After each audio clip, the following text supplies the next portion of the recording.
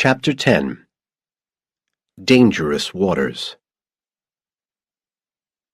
2 weeks before Christmas, Mitch and Eddie Lomax met on a bridge in a park in the freezing rain.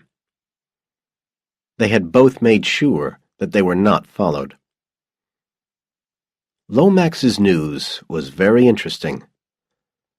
All 3 of the dead lawyers had died in mysterious circumstances. The lorry which killed Alice Knauss had been stolen in St. Louis 3 days earlier.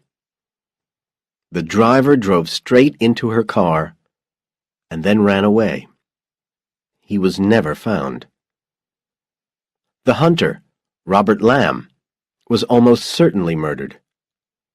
It didn't look like a hunting accident because his body was found in a part of the forest where there were few animals and the hunters didn't usually go. There were 2 strange things about Mickle's death. First, the letter to his wife was typed, not handwritten. Second, he had never bought a gun in his life, and yet the gun that killed him was an old gun, which the police thought criminals had used in the past. Where did a respectable lawyer get such a gun? Your firm has lost 5 lawyers in 15 years, Lomax ended, and you're acting as if you're going to be the next. I'd say you've got problems. What about Terence? I don't have very much. He's one of their best men. He came down here from New York about 2 years ago. Thanks. I'll do anything I can to help Ray McDeer's little brother. It seems to me that you're swimming in dangerous waters. Mitch nodded slightly, but said nothing.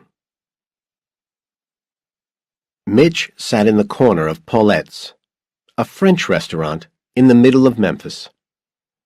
At 7 o'clock, Abby rushed in from the cold and joined him at his table. "What's the special event?" she asked.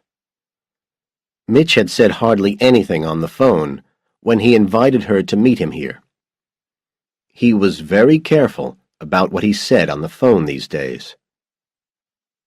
"Do I need a reason to have dinner with my wife?" "Yes. It's 7 o'clock on a Monday night, and you're not at the office. That's very unusual." A waiter came to their table, and they ordered 2 white wines. As the waiter went away, Mitch noticed the face of a man at another table that looked familiar. Before Mitch could think about it, the man hid his face behind a menu. "What's the matter, Mitch?" He put his hand on hers and said, "Abby, we've got to talk." "What about?" she asked, worried. "About something very serious," he said quietly. "But we can't talk here. There's a back door near the washrooms. I want you to go to the washroom and then leave by the back door. I'll meet you there. I'll bring your coat. Trust me, please." Abby left. Mitch waited until the man with the menu was busy talking to a waiter, and then he followed her.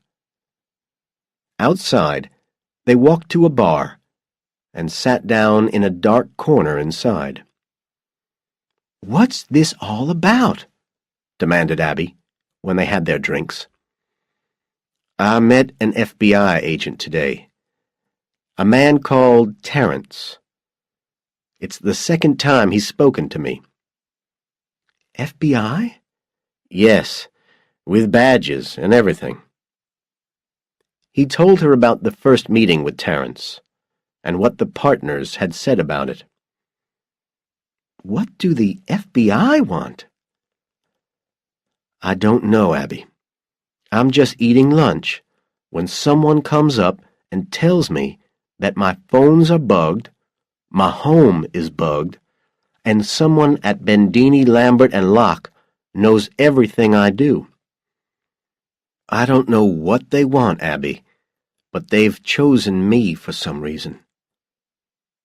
Did you tell anyone at the office?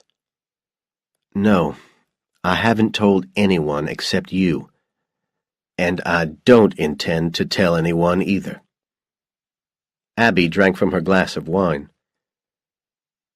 Our phones are bugged? According to the FBI. But how do they know? They're not stupid, Mitch. If the FBI told me my phones were bugged, I'd believe them. I don't know who to believe. Locke and Lambert were very believable when they explained how the firm fights with the tax people and the FBI. But if the firm did have a rich client whom the FBI was investigating, why would they choose me, the new man in the firm, to talk to? What do I know? I've seen no signs of any criminal acts. All the files I work on are clean. But someone is bugging you. Even the car, Terrence said. Mitch, this is amazing. Why would a law firm do that? I've no idea. I feel much better now that I've told you. From now on, I'll tell you everything.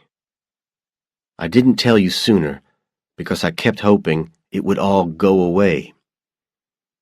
And there's more to tell you. He told her about Eddie Lomax and the 5 dead lawyers, and how he suspected that none of their deaths was quite what it seemed to be. I feel weak. Abby, we have to be careful. We must continue to live as if we suspect nothing. This is unreal, Mitch. I can't believe I'm sitting here, listening to you saying all this. Do you expect me to live in a house where everything's bugged? Do you have a better idea? Yeah. Let's hire this Eddie Lomax to inspect our house. I've thought of that. But what if he finds something? Think about it. What if we know for sure that the house is bugged? What then? What if he breaks one of the bugs? Then whoever put them there will know that we know. And that could be dangerous. You're right. Anyway, you're hardly home for me to talk to. They'll only hear me talking to myself a lot these days.